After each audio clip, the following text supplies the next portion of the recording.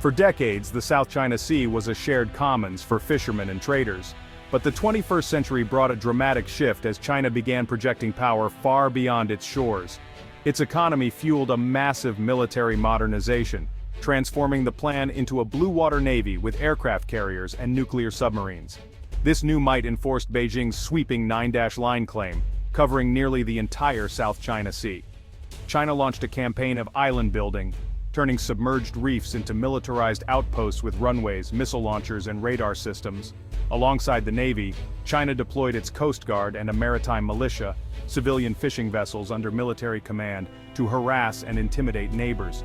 Filipino fishermen were chased from traditional grounds like Scarborough Shoal, and Philippine supply missions faced aggressive blockades and water cannon attacks. The strategy was clear: wear down the Philippines' resolve and force acceptance of a new reality dictated by Beijing.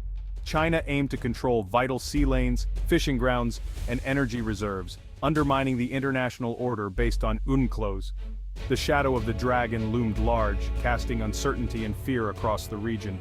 The world watched, wondering if any nation would stand up to this rising superpower.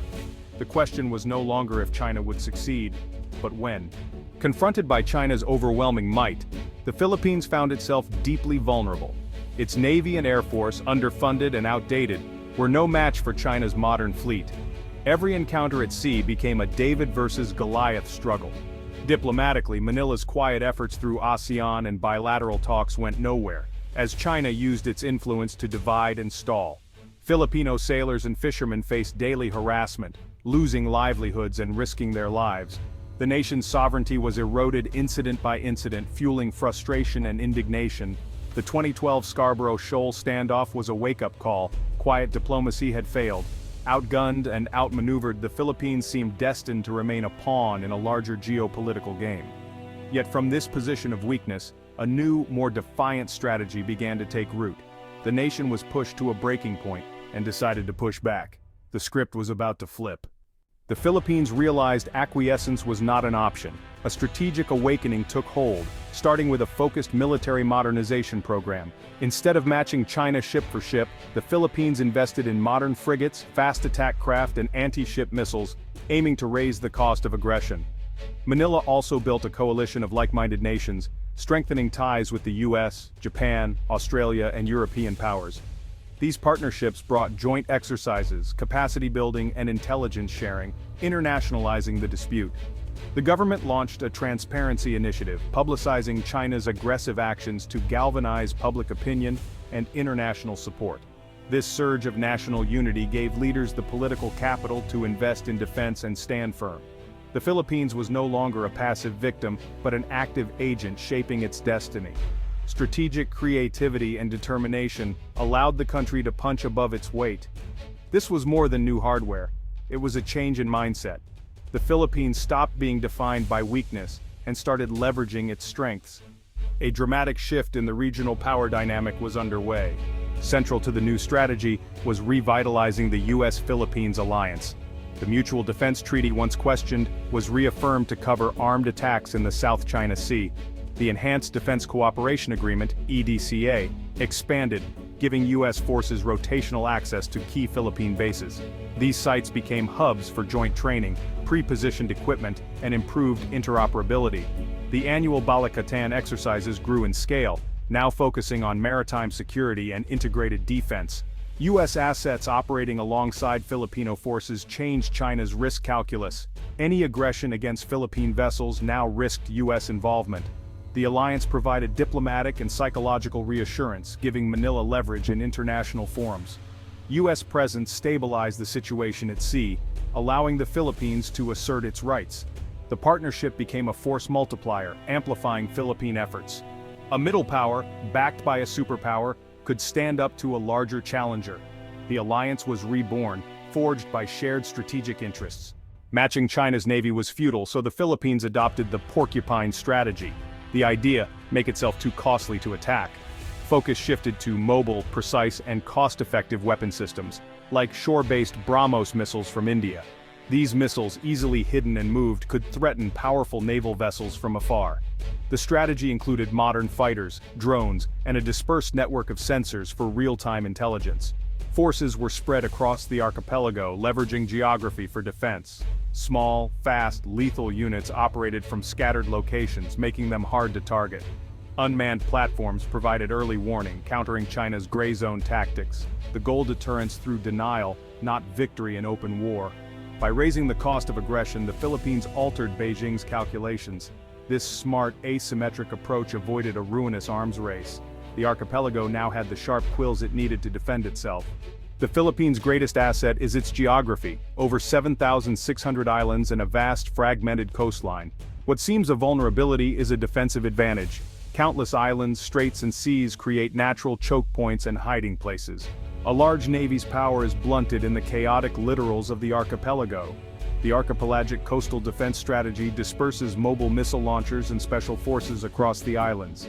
Enemy fleets face threats from unpredictable directions, with islands acting as unsinkable fortresses.